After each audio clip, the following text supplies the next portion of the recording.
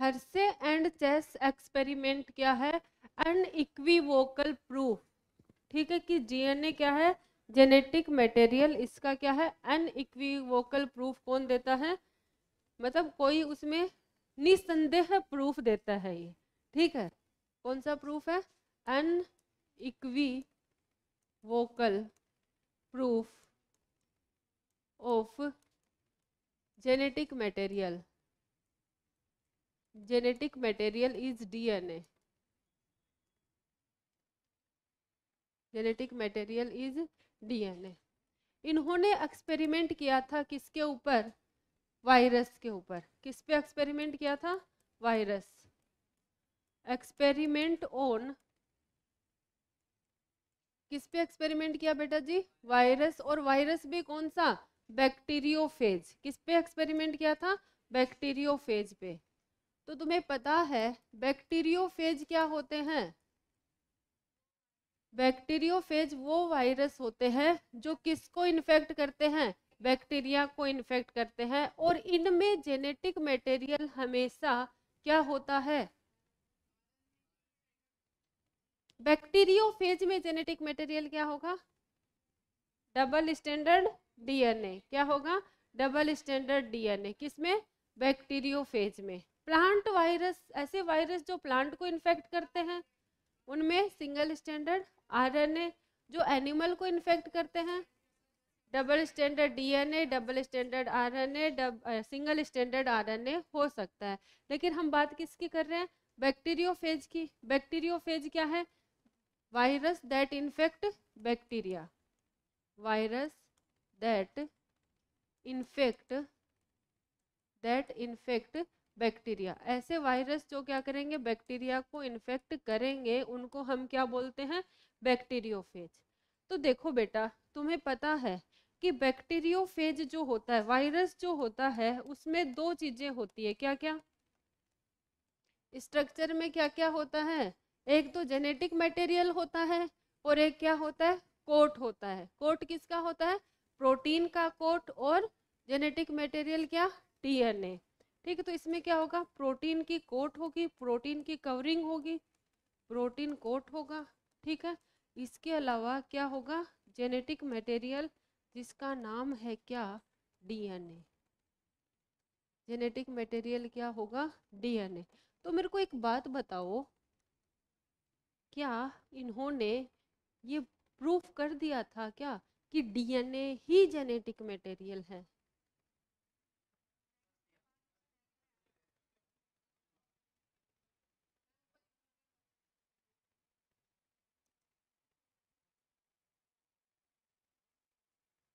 हम्म। इन्होंने प्रूव कर दिया था क्या कि डीएनए ही जेनेटिक मटेरियल है? तो क्या बताया था इन्होंने? कुछ तो है। ये तो उन्होंने बताया था, ग्रिफिथ ने बताया था, कुछ तो है जो आर को एस में ट्रांसफॉर्म करता है। उस कुछ का नेचर नहीं बता पाए थे। कौन? कौन नहीं बता पाए थे? ग्रिफिथ नहीं बता पाए थे। तो नेचर किन्होंने बताया? एवरी मैक्लियोन मैकार्टी ने बायोकेमिकल नेचर बता दिया कि वो डीएनए है। लेकिन उनकी बात को नहीं माना गया। तो बाद में कौन आए? Hershey and Chase. इन्होंने देखो, बैक्टीरियोफेज के पास क्या है? प्रोटीन और डीएनए। इन्होंने बोला कि प्रोटीन जेनेटिक मटेरियल नहीं है, जेनेटिक मटेरियल कौन है? डीएनए। लेकिन इन्होंने कहीं भी ये नहीं बोला कि आरएनए जेनेटिक मटेरियल नहीं होता। इन्होंने बस इतना बोला कि प्रोटीन और डीएनए की अगर हम बात करें तो प्रोटीन जेनेटिक मटेरियल नहीं होता। कौन होता है? डीएनए होता है। ऐसा एनसीईआरटी कहती है कि इन्होंने ये नहीं कहा कि डीएनए ही जेनेटिक मटेरियल है। अगर प्रोटीन और डीएनए में चूज करने की बात आए तो प्रोटीन नहीं होता जेनेटिक मटेरियल। कौन होता है? डीएनए। क्योंकि इसके पास दो चीजें हैं, एक प्रोटीन और एक डीएनए। ठीक, अब कैसे प्रूफ किया उसको हम देखेंगे नेक्स्ट स्लाइड में। पहले लिख लो।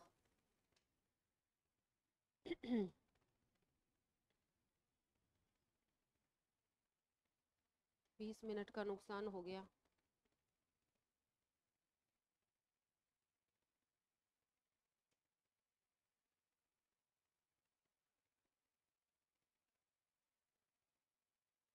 5-5 मिनट।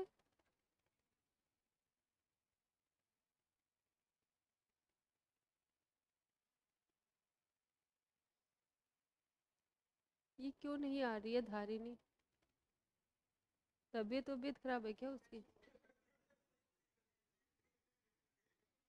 किसने बोला?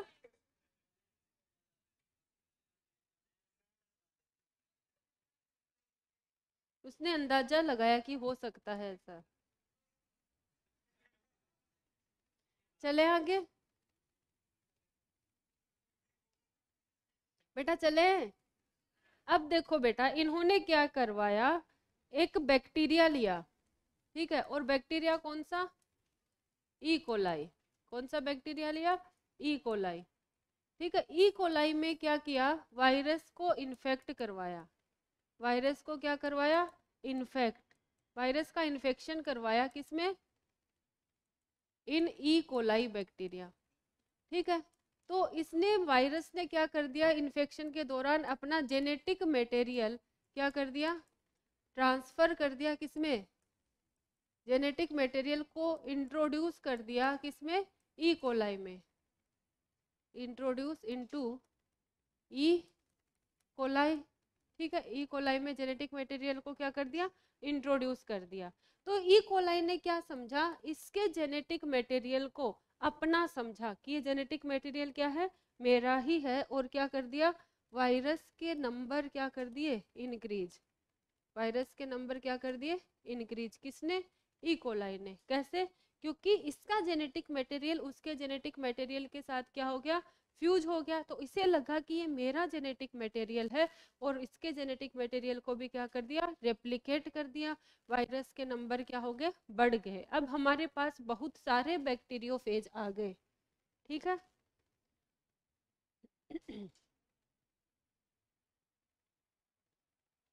अब बहुत सारे बैक्टीरियोफेज आ गए, उनमें से कुछ बैक्टीरियोफेज को ग्रो करवाया किसमें? Radioactive phosphorus containing medium में। कुछ को ग्रो करवाया radioactive sulphur containing medium में। सम वायरसेस ग्रो इन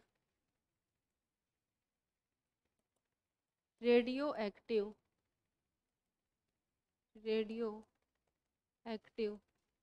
सल्फर कंटेनिंग मीडियम।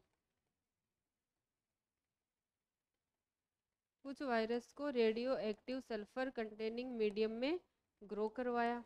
ठीक है, कुछ वायरस को किस में करवाया? Radioactive phosphorus containing medium में।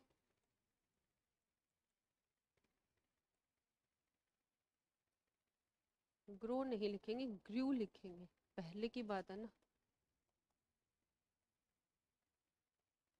Radio active phosphorus containing medium. Radio active phosphorus में क्या होता है? फॉस्फोरस पे कितना वो होता है मोलिकुलर वेट? P32।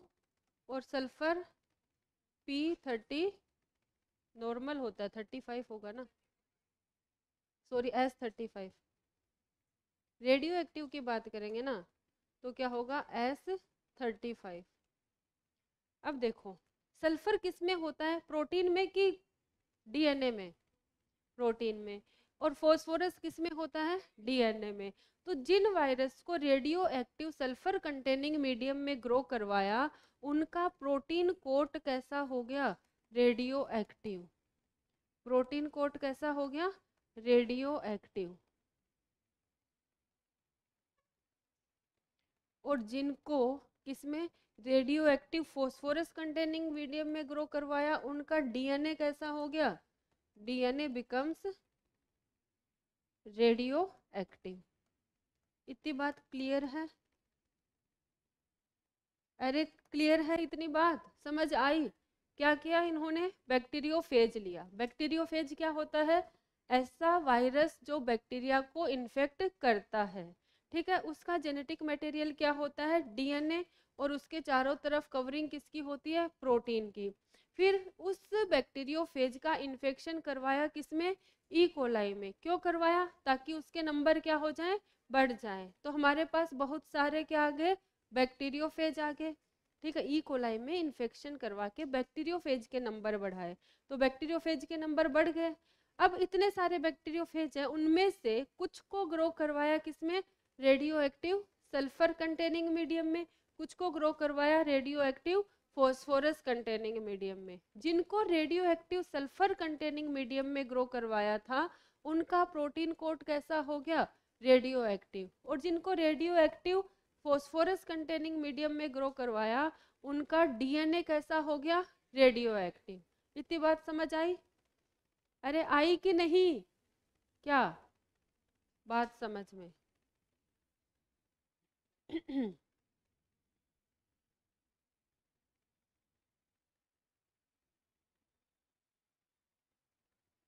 ये क्या है,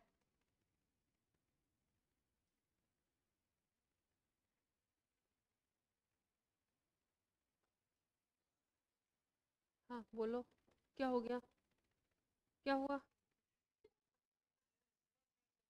ये क्या हो रहा है, पढ़ लिए, चलो बताओ। ब्लेंडिंग क्या होती है, किसको, किसके कोट को, कहाँ से? नहीं, तुमने तो कहा ना मैम पढ़ लिए। सेंट्रीफ्यूगेशन में क्या करते हैं, उस, इसमें उसको अलग करते हैं, उसमें उसको अलग करते हैं ना।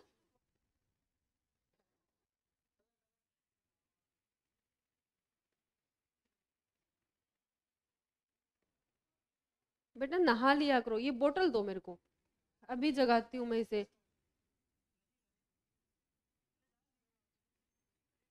इसमें है ही नहीं क्या, तो दो, माफ किया आज इसे, माफ करने वाला बड़ा होता है। हम्म,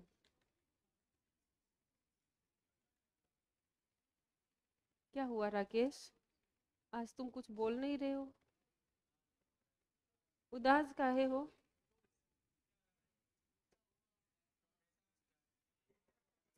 हाँ मुस्कुराइए, आप लखनऊ में हैं। लिख लिया बेटा सबने,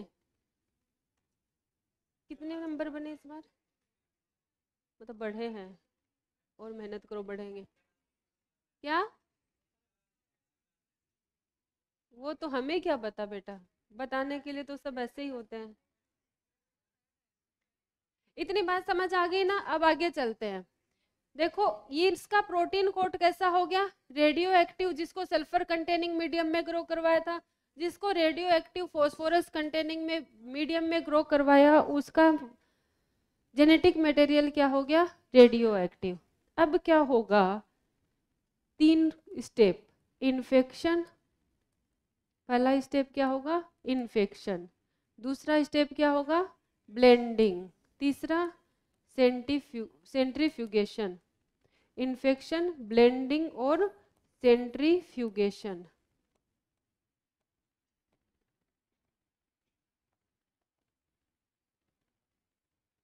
क्या होगा, इन्फेक्शन में क्या होता है,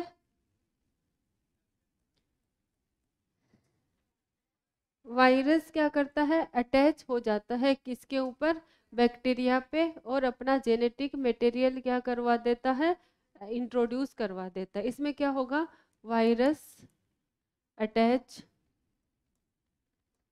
ऑन बैक्टीरिया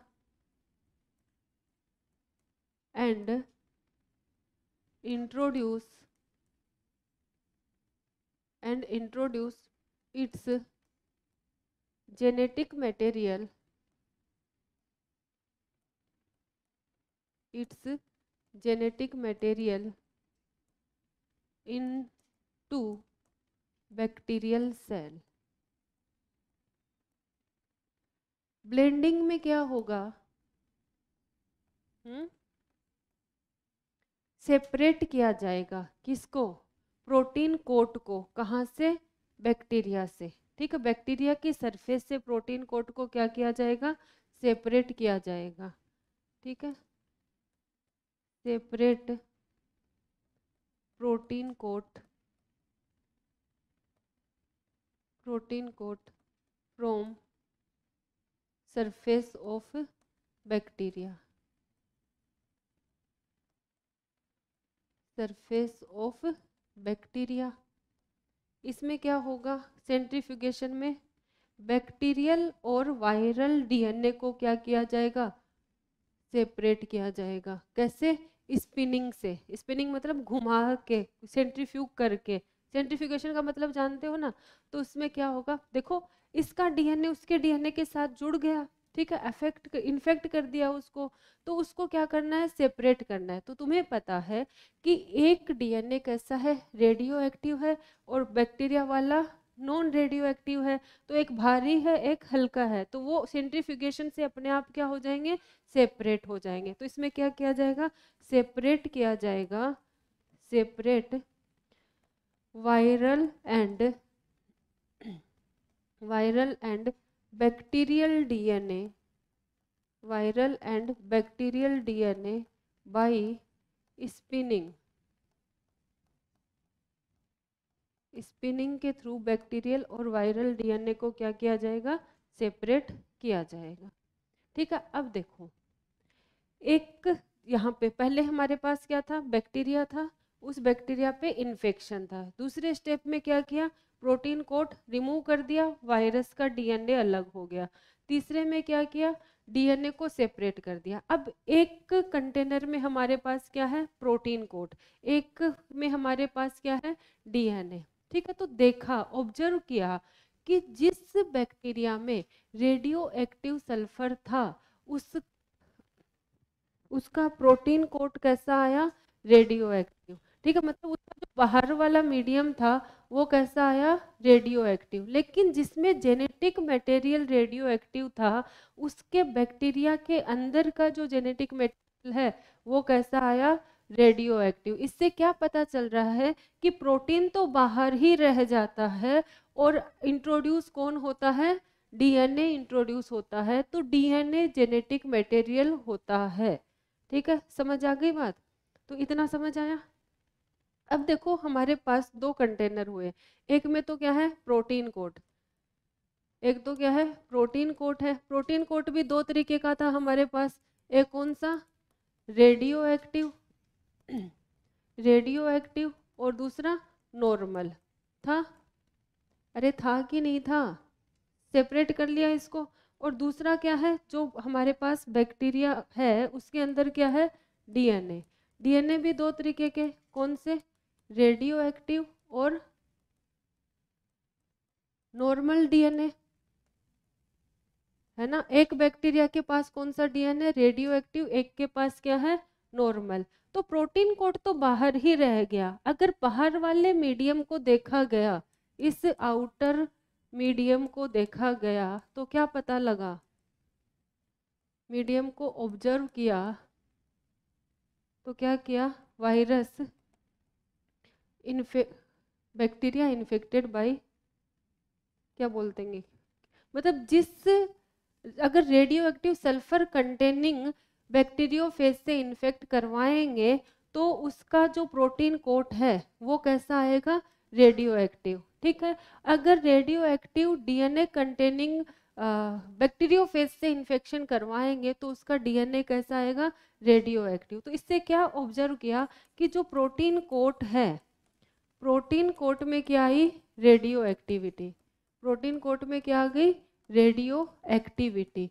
और प्रोटीन कोट कहाँ रह गया है, आउटसाइड रह गया है। इसका मतलब प्रोटीन क्या नहीं है, जेनेटिक मटेरियल नहीं है, प्रोटीन जेनेटिक मटेरियल नहीं है, ठीक है।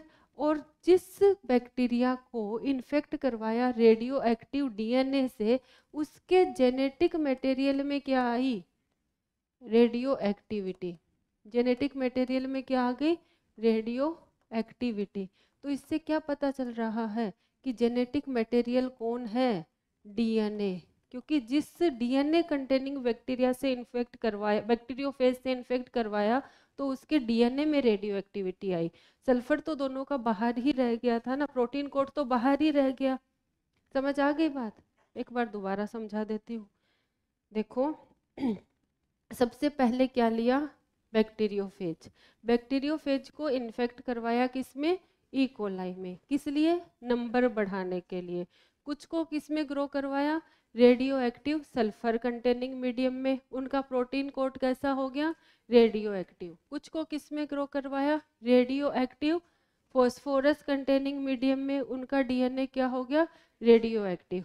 अब रेडियो एक्टिव सल्फर वाले का भी इन्फेक्शन करवाया और रेडियो एक्टिव डीएनए वाले फॉस्फोरस वाले का भी क्या करवाया? इन्फेक्शन करवाया। इन्फेक्शन करवाने के बाद में प्रोटीन कोट दोनों का रिमूव हो गया, इधर वाले का भी रिमूव हो गया, इधर वाले का भी रिमूव हो गया। ठीक है, अब क्या करवाया? सेंट्रीफ्यूगेशन, ब्लेंडिंग करवा के रिमूव कर दिया, फिर सेंट्रीफ्यूगेशन करवाया। तो इस वाले बैक्टीरिया को ऑब्जर्व किया, इस वाले बैक्टीरिया को ऑब्जर्व किया, तो इस वाले बैक्टीरिया के अंदर डीएनए में, जेनेटिक मटेरियल में रेडियो एक्टिविटी नहीं आई, जबकि इधर वाले के उसमें क्या आई?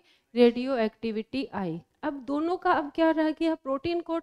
उस प्रोटीन कोड को ऑब्जर्व किया तो इस वाले बैक्टीरिया के प्रोटीन कोड में क्या आई? रेडियो एक्टिविटी इसमें नहीं आई। इससे क्या पता चलता है कि डीएनए जेनेटिक मटेरियल है। डीएनए ही एक जनरेशन से दूसरे में क्या होता है?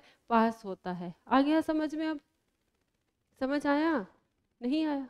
चलो एक बार ये लिख लो, फिर डायग्राम से बताते हैं। इससे पीछे वाली स्लाइड।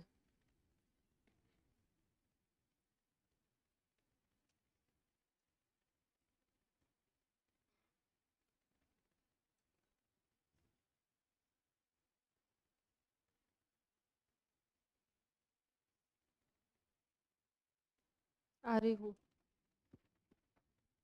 हम्म। क्या लिख लिया सबने? ये इतना सबने लिख लिया? अभी नहीं लिखा, लिख रहे हैं।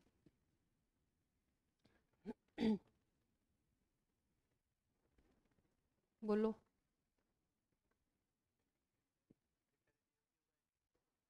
हम्म। हम्म। प्रोटीन कोट नॉर्मल क्यों रहेगा? बैक्टीरिया की नहीं बात कर रही हूँ, मैं बैक्टीरियोफेज की बात कर रही हूँ। बैक्टीरिया में तो अच्छा वो गलती से बैक्टीरिया निकल गया होगा ना बैक्टीरियोफेज की जगह। प्रोटीन कोड तो बैक्टीरियोफेज में ही होगा। हाँ हाँ, सही बोल रहे हैं। तो सब जज्बात पकड़े, अल्फाज नहीं पकड़े। उनको समझ आ गया। चलें आगे, आगे वाली स्लाइड लगा दूं? आज इस माइक को क्या हो रहा है, बार बार बंद हो जा रहा है।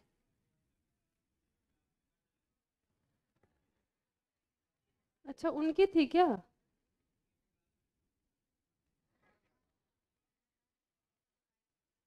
नहीं, मेरी पहले से ही थी क्लास।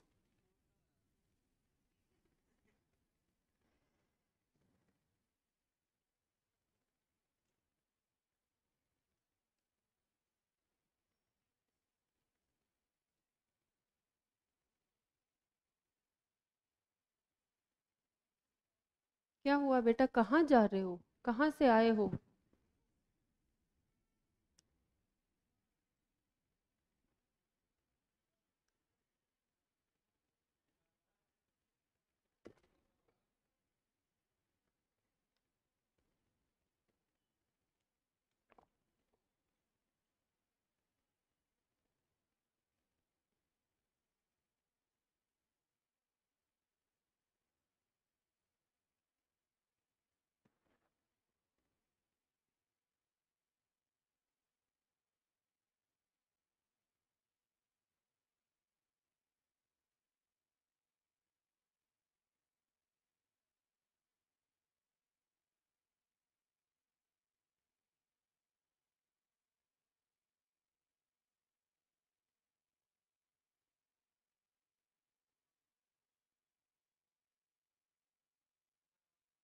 सीधे बैठो हर्ष, बड़ा बोलते हो तुम।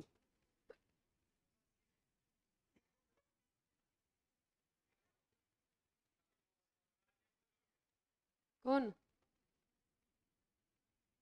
अच्छा,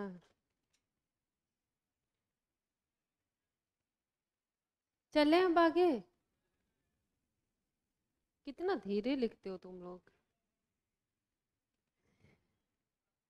तुम बड़े दिनों बाद आए हो बेटा, कहाँ गए थे तुम?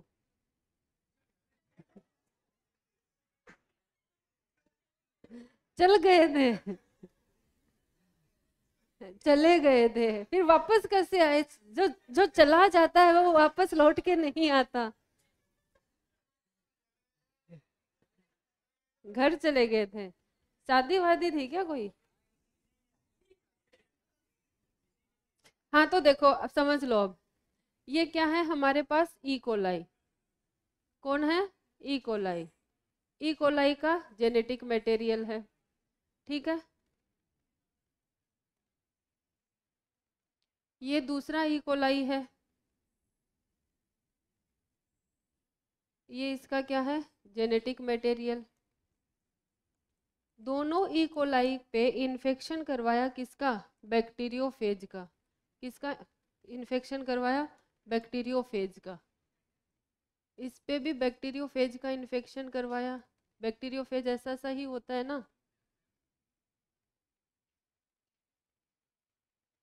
इसमें क्या है? इसका जेनेटिक मटेरियल, लेकिन इसका जेनेटिक मटेरियल कौन सा है? P32, मतलब रेडियो एक्टिव है। और इसका प्रोटीन कोड क्या है? नॉर्मल है, ठीक है। इस वाले बैक्टीरिया का इन्फेक्शन करवाया जिसके प्रोटीन कोड में क्या है?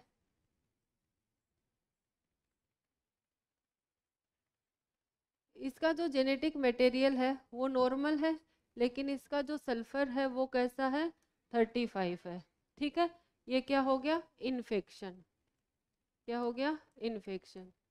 इन्फेक्शन करवाने के बाद हम क्या करेंगे? ब्लेंडिंग। ब्लेंडिंग में क्या होगा?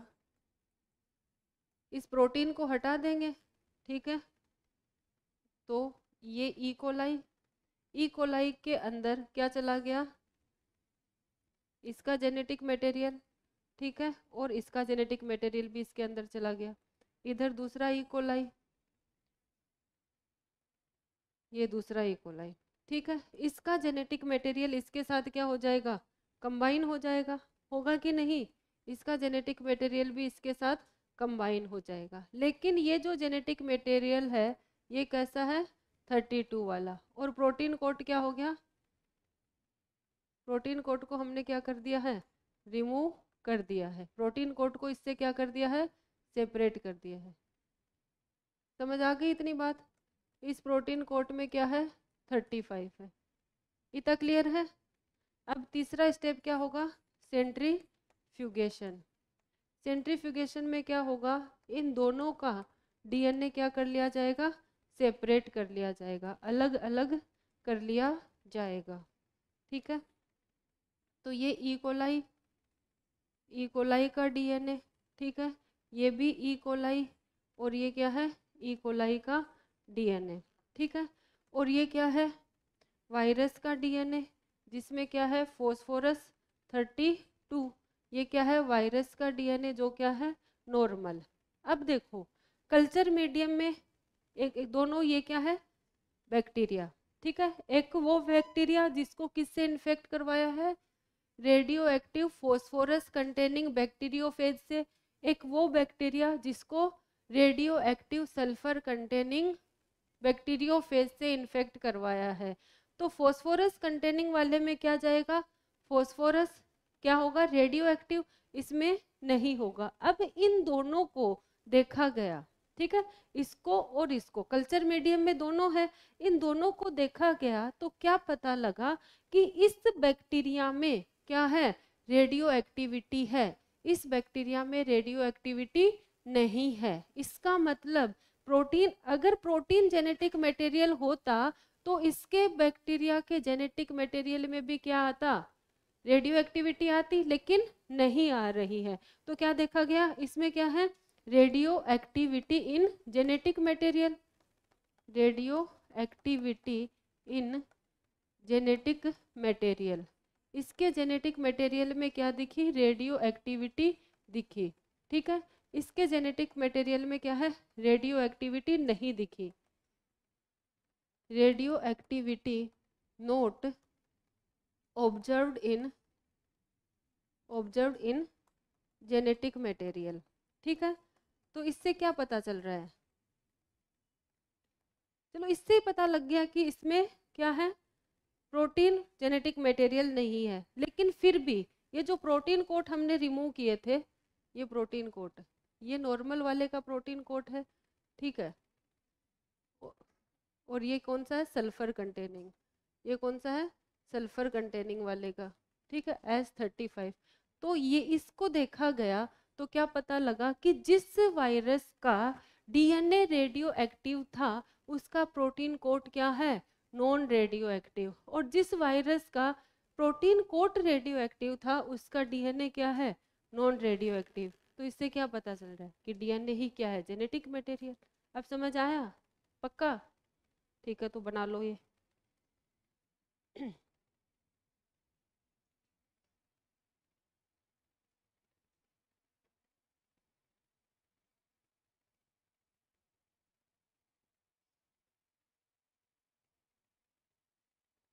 बस पढ़ लो बेटा, एनसीईआरटी से रीड कर लो, ऐसे सो रहे हो। मैंने लास्ट लाइन क्या बोली है? मैंने बोला कि जिस बैक्टीरिया को radioactive phosphorus containing bacteriophage से इन्फेक्ट करवाएंगे उसका जेनेटिक मटेरियल क्या आएगा? Radio active. उसका प्रोटीन कोड नॉर्मल आएगा, रेडियो एक्टिव नहीं आएगा। और जिसको रेडियो एक्टिव सल्फर कंटेनिंग से इन्फेक्ट करवाएंगे उसका जेनेटिक मटेरियल रेडियो एक्टिव नहीं आएगा, उसका प्रोटीन कोड क्या आएगा? Radio active. तो इससे यह सिद्ध होता है कि डीएनए जेनेटिक मटेरियल है, लेकिन इससे यह सिद्ध नहीं होता कि डीएनए ही जेनेटिक मटेरियल है, आरएनए भी जेनेटिक मटेरियल हो सकता है। तो इसमें कौन अच्छा जेनेटिक मटेरियल होगा? तो इसलिए हम करेक्टर पढ़ेंगे कि अच्छे जेनेटिक मटेरियल की क्या पहचान होती है। अभी तक हमें यह पता चल गया प्रोटीन जेनेटिक मटेरियल नहीं है।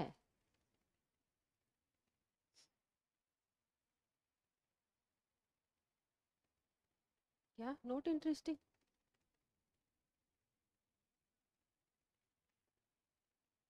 सड़ा हुआ कहाँ है? बदबू तो नहीं आ रही इसमें से?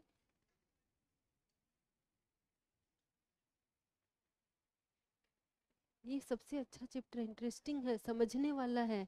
अब जिसमें समझने वाली बुद्धि होती है उसको तो वो अच्छा लगता है, और जिसमें रटने वाली बुद्धि होती है उसको वो सड़ा हुआ लगता है। अब तुम समझ लो तुम्हारे पास कौन सी बुद्धि है।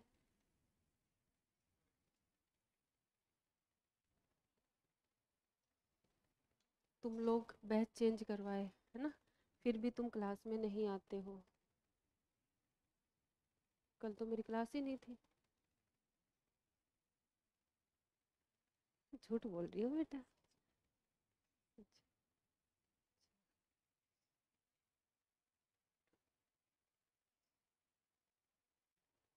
ये बादल बना दिए क्या?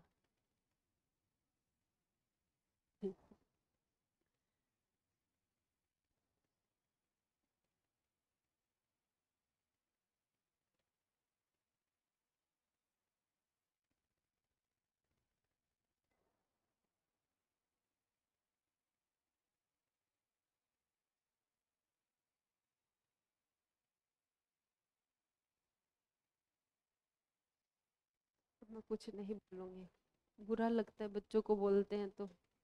नहीं, मैं नहीं बोलूंगी।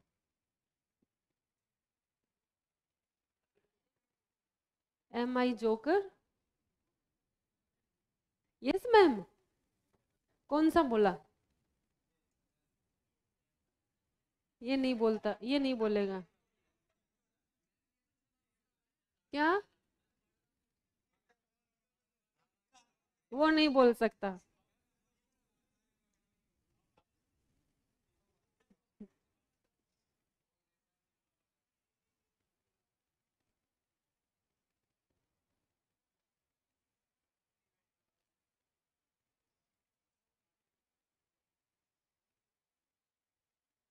बेटा मोटिवेशन कुछ नहीं होता, मोटिवेशन से ही डिस्प्रेशन आता है। ठीक है, अगर तुम मोटिवेट, अगर तुम किसी चीज के लिए मोटिवेट हो, ठीक है, वो चीज तुम्हें नहीं मिल रही है, तो फिर तुम डिस्प्रेस हो जाओगे ना। हाँ, तो मोटिवेशन से ही डिस्प्रेशन आता है, इसलिए मोटिवेशन जरूरी नहीं होता। अपने अंदर से जो करे कि हाँ हमें पढ़ना है तो पढ़ना है। दूसरा, उठाए हुए कुत्ते कभी शिकार नहीं करते बेटा।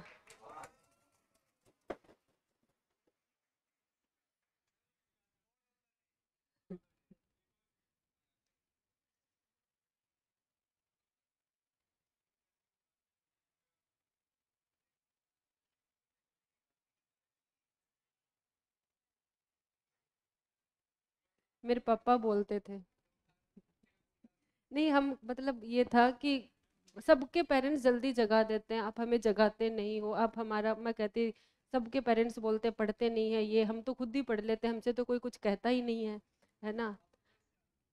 तो तो मेरे पापा कहते उठाए हुए कुत्ते कभी शिकार नहीं करते, इसलिए हमें कभी उन्होंने अपने आप से नहीं जगाया, हम खुद ही उड़ जाते थे।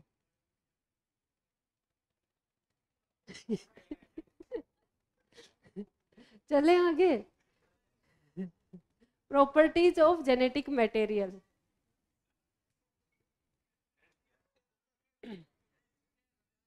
क्या, ये अलग वहां चला गया लेवल पे।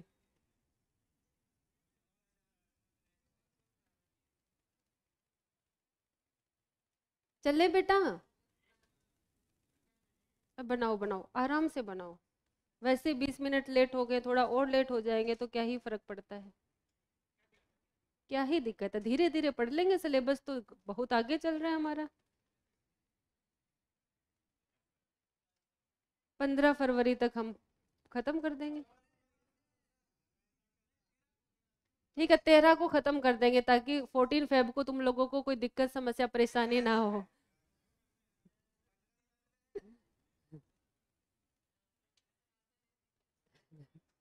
चले आगे, अरे चले। Okay, properties of genetic material. Properties of genetic material. अब जेनेटिक मटेरियल दो हो सकते हैं हमारे पास, डीएनए और आरएनए। डीएनए और आरएनए में कौन जीतता है, तो डीएनए वर्सेस आरएनए। अब हम लड़ाई करवाएंगे किस किस में, आरएनए और डीएनए में। हाँ, डीएनए ही जीतेगा। अब देखो बेटा, प्रॉपर्टीज क्या होती है, सबसे पहली प्रॉपर्टी होती है, अगर कोई जेनेटिक मटेरियल है तो उसको अपना रेप्लिकेशन करने की एबिलिटी होनी चाहिए। Genetic material should able to replicate, genetic material अपना रेप्लिकेशन करने वाला होना चाहिए। तो पहली प्रॉपर्टी क्या है, रेप्लिकेशन। पहली प्रॉपर्टी क्या है, रेप्लिकेशन। रेप्लिकेशन बोले तो जो अपना डुप्लीकेशन कर सके। अच्छा जेनेटिक मटेरियल वो ही होगा जो क्या कर सके, रेप्लिकेशन कर सके। तो genetic material, genetic material should able to generate, able to generate its replica, able to generate its replica. मतलब जेनेटिक मटेरियल वो होता है जो अपना क्या कर सकता है, फोटोकॉपी खुद से कर सकता है। तो प्रोटीन में ये खास बात नहीं होती, protein not replicate, protein replicate नहीं करता, तो ये क्या नहीं है, नेवर बी जेनेटिक मटेरियल, कभी भी जेनेटिक मटेरियल नहीं हो सकता। प्रोटीन क्या नहीं हो सकता, जेनेटिक मटेरियल, क्योंकि पहली कंडीशन ही इसने फॉलो नहीं की। तो आरएनए और डीएनए, आरएनए भी क्या करता है, रेप्लिकेशन करता है, डीएनए भी रेप्लिकेशन करता है, दोनों ही क्या करते हैं, रेप्लिकेशन। तो पहला क्राइटेरिया किसने, आरएनए ने भी फिल किया और डीएनए ने भी फुलफिल कर दिया, मतलब दोनों अभी तक जेनेटिक मटेरियल हो सकते हैं।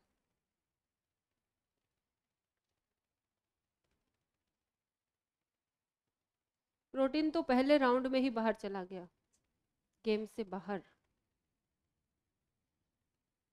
अब बेटा मुकाबला चलेगा किस किस में, आरएनए और डीएनए में। अब दूसरा क्राइटेरिया क्या है, genetic material should be stable. Genetic material कैसा होना चाहिए, स्टेबल होना चाहिए, ठीक है। अगर उसको ज़्यादा टेम्परेचर दे दिया जाए तो क्या ना हो, वो अफेक्ट ना हो, डीजनरेट ना हो। और ये बात हम प्रूव कर चुके हैं किसमें, ट्रांसफॉर्मिंग प्रिंसिपल में, कि इसको हीट किल किया तो भी जेनेटिक में डीएनए क्या नहीं हुआ था, डीजनरेट नहीं हुआ था। हाँ, हीट किल करेंगे उसकी डबल हेलिक्स क्या हो जाएगी, रिमूव हो जाएगी, लेकिन वापस से वही टेम्परेचर पे लाएंगे तो वापस से वो क्या बन जाएगा, हाइड्रोजन बॉन्ड बना लेता है, ठीक है, लेकिन डीजनरेट नहीं होता। तो जेनेटिक मटेरियल क्या होना चाहिए, स्टेबल होना चाहिए। चले आगे, लिख लिया सबने। तो दूसरा क्राइटेरिया क्या है, genetic material should be stable, stability.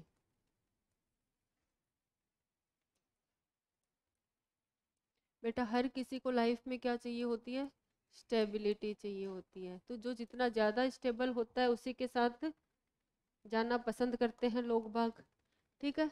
तो जेनेटिक मटेरियल कैसा होना चाहिए, स्टेबल।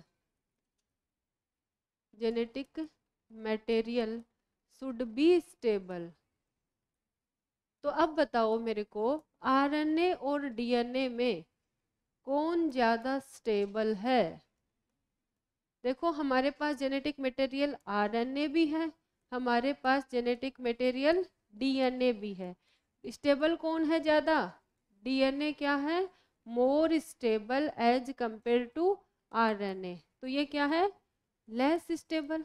ऐसा क्यों है, क्योंकि इसके सेकंड नंबर कार्बन पे OH ग्रुप क्या होता है, फ्री होता है, ठीक है। क्या होता है, सेकंड नंबर कार्बन पे क्या होता है, OH group free, OH group free at second carbon of pentose sugar. Pentose sugar के सेकंड कार्बन पे OH होता है। तो OH इसका दूसरे का OH, किसी का NH2 इसका OH मिलके क्या बना देंगे, वाटर बना देंगे, और ये उसके साथ क्या बना लेगा, बॉन्ड बना लेगा। मतलब ये किसी दूसरे के साथ रिएक्ट कर सकता है। लेकिन ये कहाँ गए दोनों, ये दोनों कहाँ गए, क्यों, ठीक है अभी आने दो। दूसरा इनमें क्या होता है, थाइमिन की जगह पे क्या होता है, uracil. Uracil at place of thymine. ये जो दरवाजा है इसमें कुंडी लग सकती है क्या, तो इसको बंद कर दो, इसको खोलो, कोई एंटर ना हो पाए। बेटा बंद कर दो इसको और क्लास से बाहर जाओ, क्लास से बाहर जाओ बंद करके, क्योंकि अभी भी तो बाहर गए थे ना, क्यों गए थे, क्यों गए थे, क्या काम था, क्लास से ज्यादा बड़ा काम क्या आ गया बेटा। तो क्लास से बाहर तो गए ना, किससे पूछ के गए, नहीं पूछ के गए ना, ऐसा क्या काम आ गया, चलो बैठ जाओ, दोबारा से मत करना ऐसा। काम आ गया, तुम लोगों के काम बड़े होते हैं। तो सबसे पहला काम तुम्हारा क्या है, पढ़ाई, उसको तुम लोग सेकेंडरी बना दे रहे हो। दिल तो बेटा कुछ भी करने का नहीं करता, बस इस उम्र में एक ही काम करने का दिल करता है, वो हो नहीं सकता। उसके लिए घर वालों को बोलना पड़ेगा कि समझदार बन जाओ।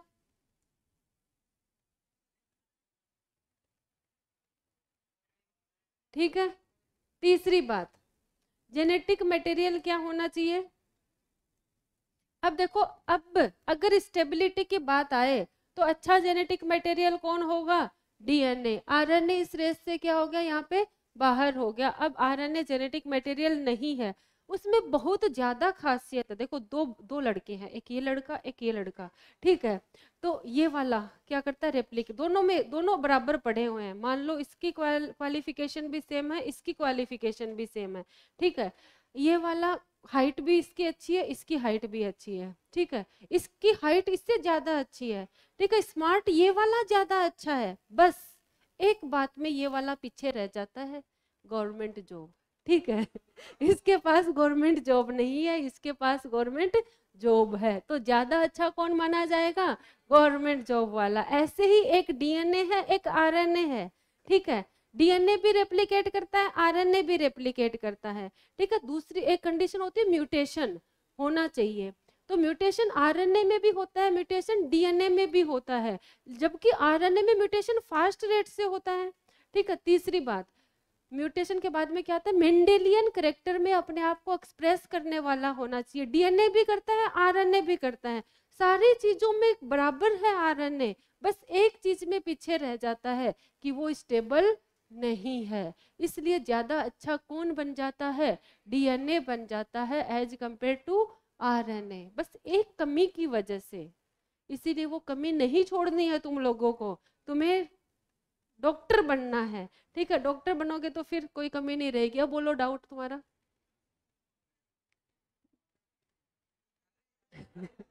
बेटा यहाँ पे ये डिस्कशन नहीं था। क्या क्या कौन सी सुविधा चूज करने की? बेटा पहले लड़कों को भी मिलेगी, आईएएस वाईएएस बन जाओ फिर चूज करो।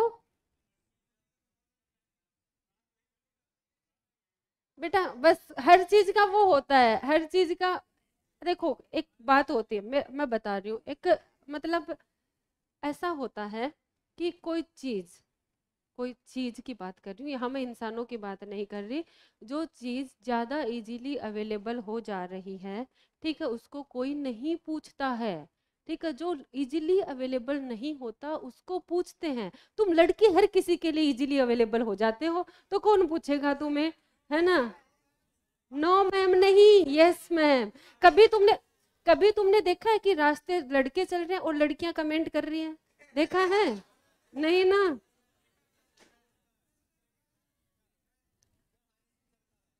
हाँ, मतलब वो रेयर केस होते हैं, रेयर केस होते हैं वो।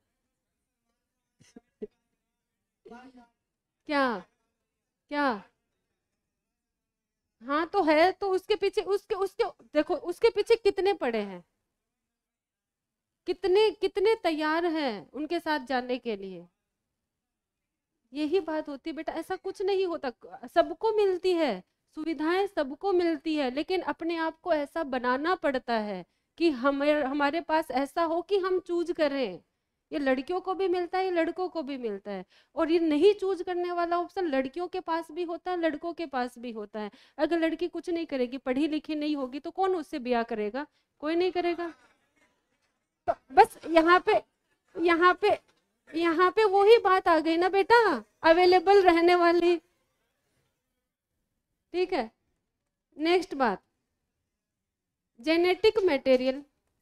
नेक्स्ट बात क्या है, म्यूटेशन। बेटा बातें नहीं, हो गया हंसी मजाक बहुत, अब वापस आ जाओ। नेक्स्ट क्या है, म्यूटेशन। जो जेनेटिक मटेरियल होगा, जो अच्छा जेनेटिक मटेरियल होगा, वो क्या शो करेगा, म्यूटेशन। लेकिन कैसे, स्लो रेट से म्यूटेशन शो करेगा, ठीक है। Genetic material, genetic material material should show, क्या शो करेगा, mutation, mutation by slow rate, ठीक है। स्लो रेट से क्या करना चाहिए, स्लो रेट से क्या करेगा, म्यूटेशन शो करेगा। अब देखो हमारे पास वही आरएनए भी है, हमारे पास डीएनए भी है, लेकिन दोनों म्यूटेशन करते हैं। आरएनए क्या करता है, फास्ट म्यूटेशन करता है। तभी तो देखो जो कोरोना वायरस है हमारा, ठीक है, और वो क्या करता है, बहुत जल्दी अपन, हमारा ही है बेटा, हमारे साथ ही रह रहा है तो हमारा ही हो गया ना वो। ठीक है, कोरोना वायरस जो है वो कोविड-19, फिर उसका ओमिक्रॉन, फिर एक और पता नहीं, जल्दी जल्दी जल्दी जल्दी उसकी फॉर्म चेंज हो रही थी। क्यों? क्योंकि उसका जेनेटिक मटेरियल क्या है, आरएनए है, और उसमें म्यूटेशन क्या हो जा रहा है, बहुत फास्ट हो जा रहा है। इसीलिए उसकी वैक्सीन बनाना क्या था, पॉसिबल नहीं था, बहुत ज्यादा टाइम लग गया ना वैक्सीन बनाने में, क्योंकि उसका जेनेटिक मटेरियल क्या था, आरएनए। ठीक है, नेक्स्ट क्राइटेरिया, चलें आगे, लिख लिया सबने? Next criteria expressed in the Mendelian character.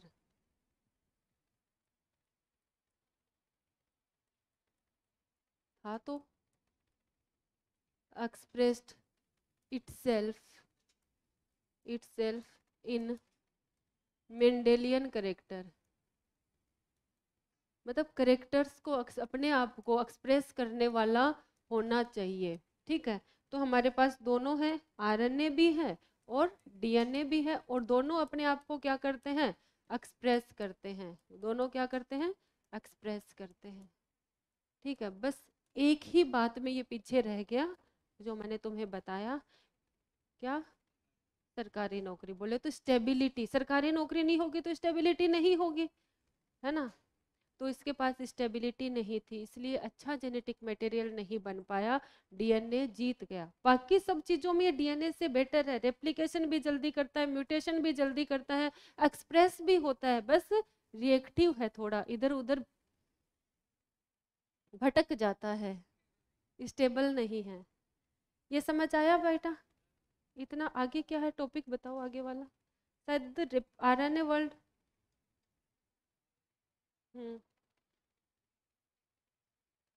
RNA world हम बाद में पढ़ेंगे, पहले हम रेप्लिकेशन पढ़ेंगे, क्योंकि डीएनए से आरएनए बनाएंगे, ट्रांसक्रिप्शन पढ़ेंगे, तब हम आरएनए के बारे में पूरा पढ़ेंगे, उसी टाइम आरएनए वर्ल्ड पढ़ेंगे। अभी हम स्टार्ट करते हैं रेप्लिकेशन। करें स्टार्ट? करिए।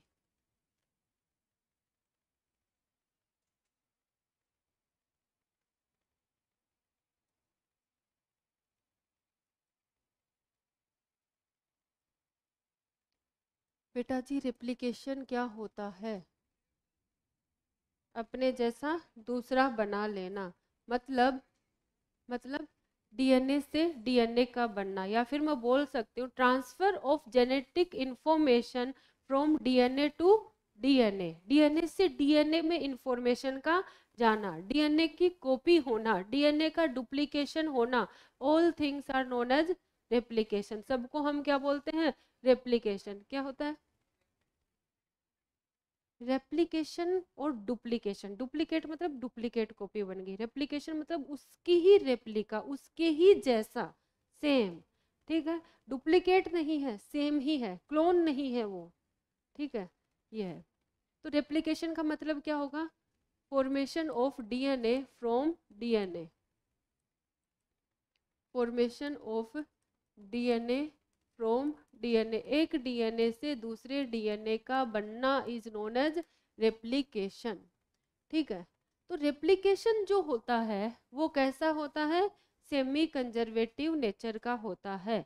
ठीक है, सेमी कंजर्वेटिव का मतलब क्या होता है, डीएनए के दो स्ट्रैंड होते हैं, दो स्ट्रैंड से दो डीएनए बनेंगे। ठीक है, तो जो दो डीएनए बनेंगे ना, उसमें भी क्या होंगे, दो स्ट्रैंड होंगे।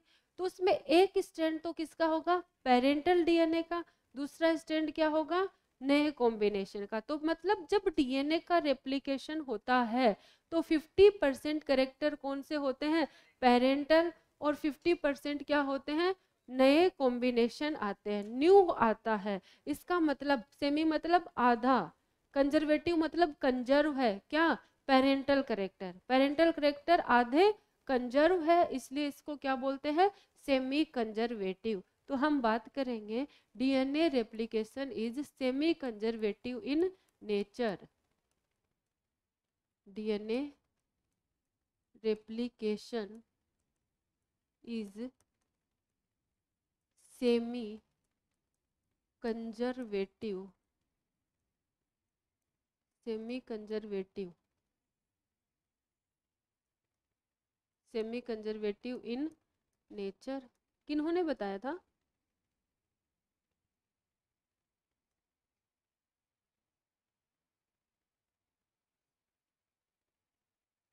वाटसन एंड क्रिक ने बताया था कि ये कैसा है, सेमी कंजर्वेटिव। किसने बताया था? बाय वाटसन एंड क्रिक।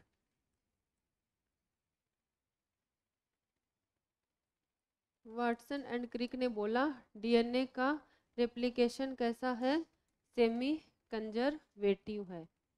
जैसे कैसे, सेमी कंजर्वेटिव का मतलब क्या है?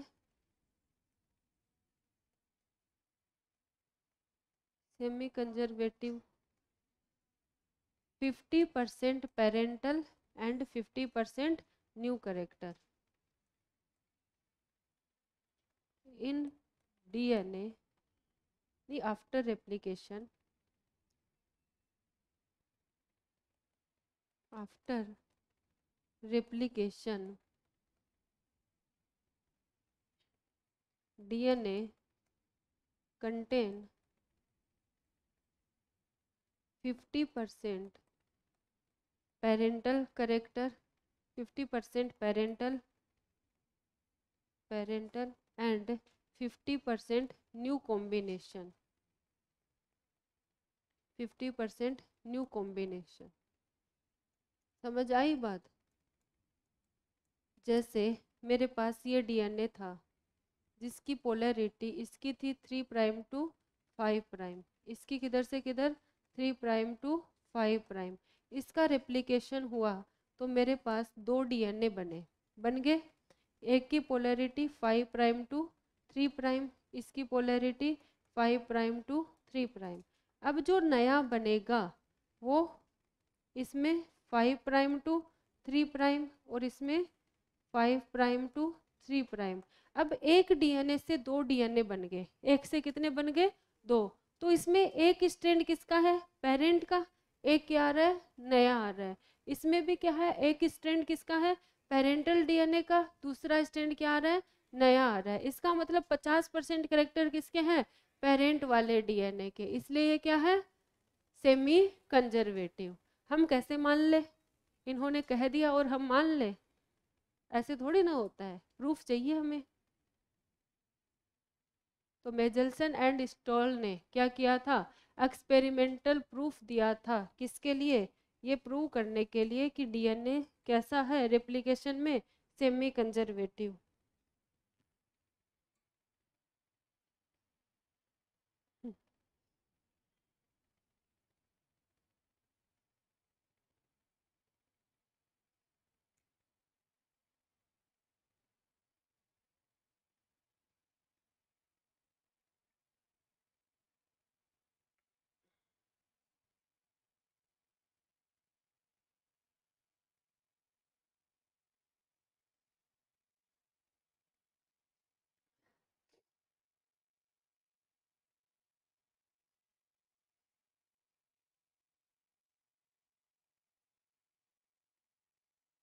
इतने बेशरम हो ना तुम।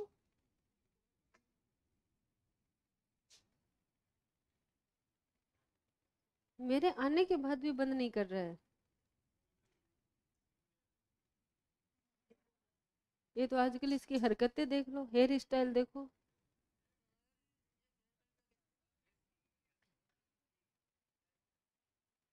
फैशन, तभी तो स्टेबल नहीं हो पाते हो तुम, इस उम्र में फैशन करते हो।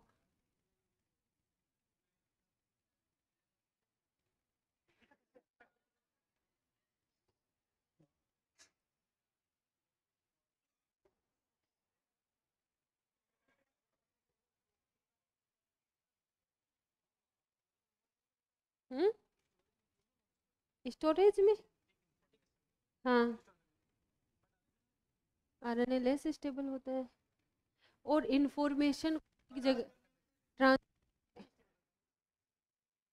मैं क्या बोल रही हूँ, ज़्यादा स्टेबल डीएनए, लेकिन इंफॉर्मेशन को एक जगह से दूसरी जगह पे ट्रांसफर करने के लिए डीएनए को आरएनए पे डिपेंड होना पड़ता है। लेकिन आरएनए खुद ही ट्रांसफर कर देता है इंफॉर्मेशन, क्योंकि डीएनए से। इस स्टेबिलिटी की बात कहाँ से आ गई?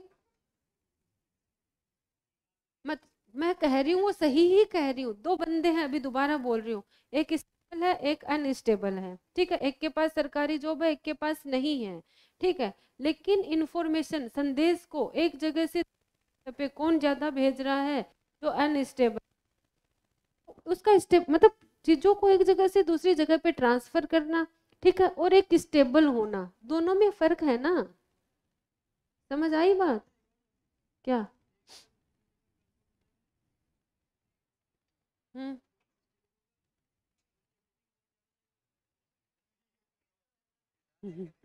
ये पता नहीं, अब ये थोड़ा बहुत समझा था भी भूल गया। हाँ बेटा, किसकी नोटबुक है ये?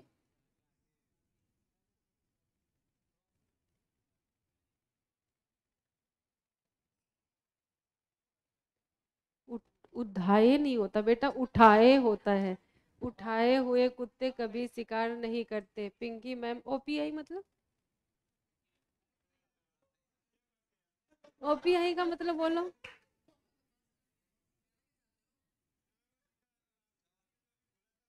ओपीआई का मतलब बताओ।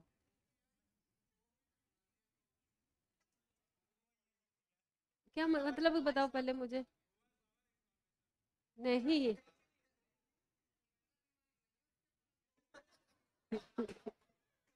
मतलब क्या है इसका? ओपीआई का मतलब क्या है? ओपी, नहीं पहले मुझे बताओ ओपी का मतलब बताओ। बताओ, बताओ। वो नहीं है, उतना दिमाग नहीं, उसने कहा इतना दिमाग नहीं है तुम्हारे पास। कुछ तो गड़बड़ है दया, मैं पता लो के रहूंगी। टाइम तो बेटा,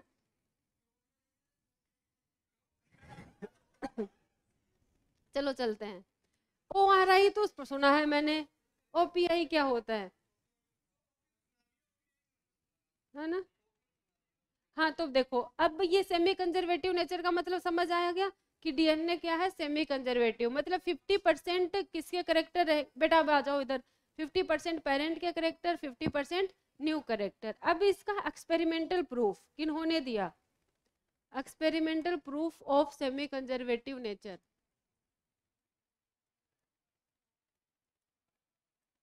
experimental proof of semi conservative, semi conservative nature of DNA replication.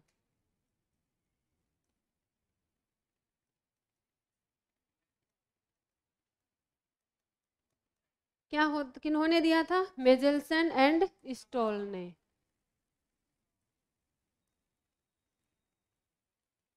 मेजेल्सन and stall, बस इन्होंने किस पे एक्सपेरिमेंट किया था? वही हमारा प्यारा इकोलाई। इन्होंने भी किस पे एक्सपेरिमेंट किया था? इकोलाई पे। इकोलाई, है ना? अपने बच्चे का।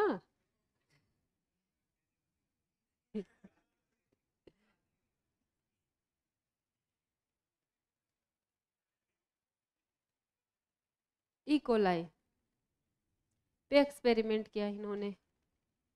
कैसे किया?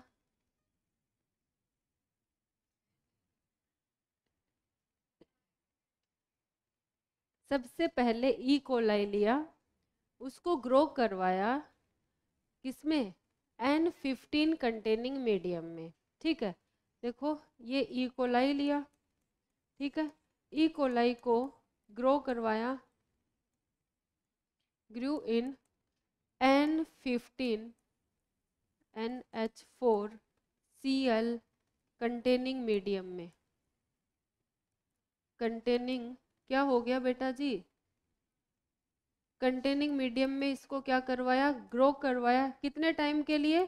फॉर सेवरल जनरेशन, तब तक ग्रो करवाया जब तक इसका जो जेनेटिक मटेरियल है उसमें क्या नहीं हो गया, N15, मतलब सारा का सारा डीएनए में क्या आ गया, N15 आ गया, तब तक ग्रो करवाया। मतलब डीएनए के दो स्ट्रैंड हैं, तो ये मान लो 3 प्राइम टू 5 प्राइम और ये 3 टू 5 प्राइम, इसमें भी सारे नाइट्रोजन कैसे आ गए, N15, इसमें भी कैसे आ गए, N15। हैवी आइसोटोप, नाइट्रोजन के हैवी आइसोटोप कंटेनिंग मीडियम में ग्रो करवाया, तब तक ग्रो करवाया जब तक दोनों डीएनए कैसे ना हो गए हो, हैवी ना हो गए हो।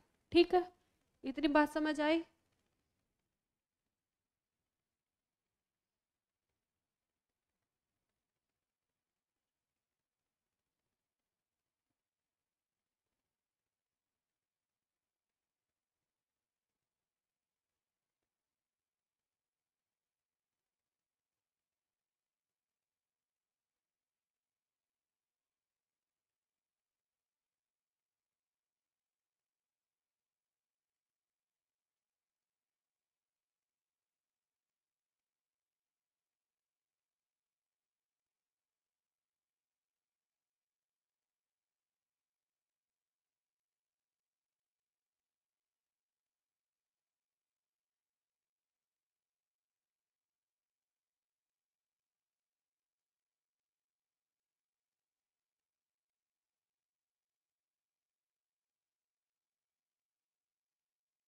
इस डीएनए को, जो हैवी वाला डीएनए है, इस हैवी वाले डीएनए को लाइट डीएनए से क्या कर लिया, सेपरेट किया, क्या यूज करके, सेंट्रीफ्यूगेशन। और डेंसिटी ग्रेडियंट क्या काम में लिया, caesium chloride.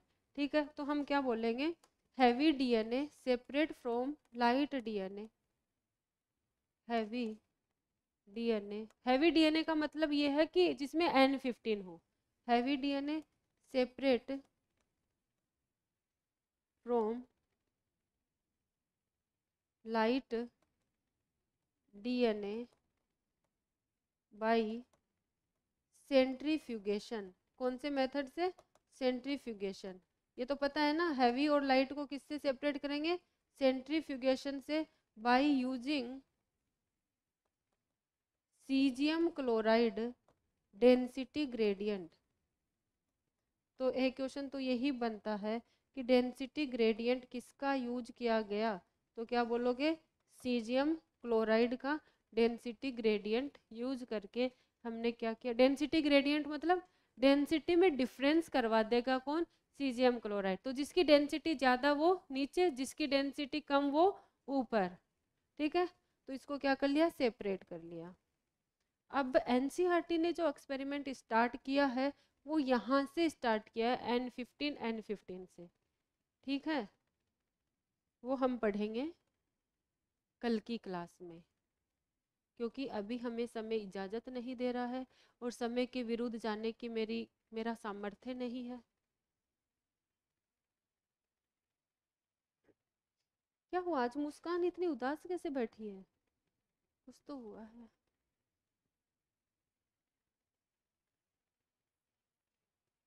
Caesium chloride, CaCl, CaCl।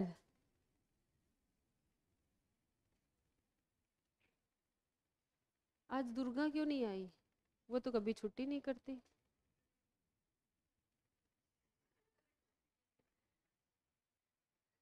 चलो कोई, चलें आगे। नेक्स्ट क्लास में हम क्या पढ़ेंगे, एक्सपेरिमेंटल प्रूफ।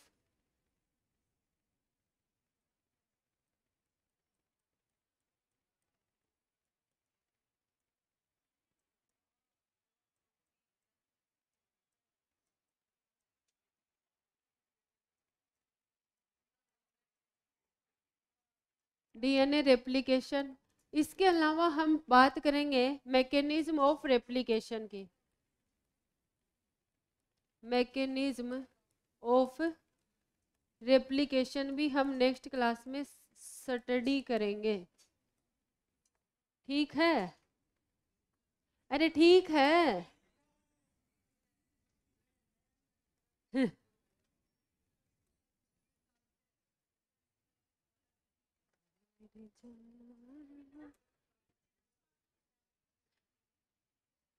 अभी मेरे दिमाग में बस एक ही चीज चल रही है, what is mean of OPI.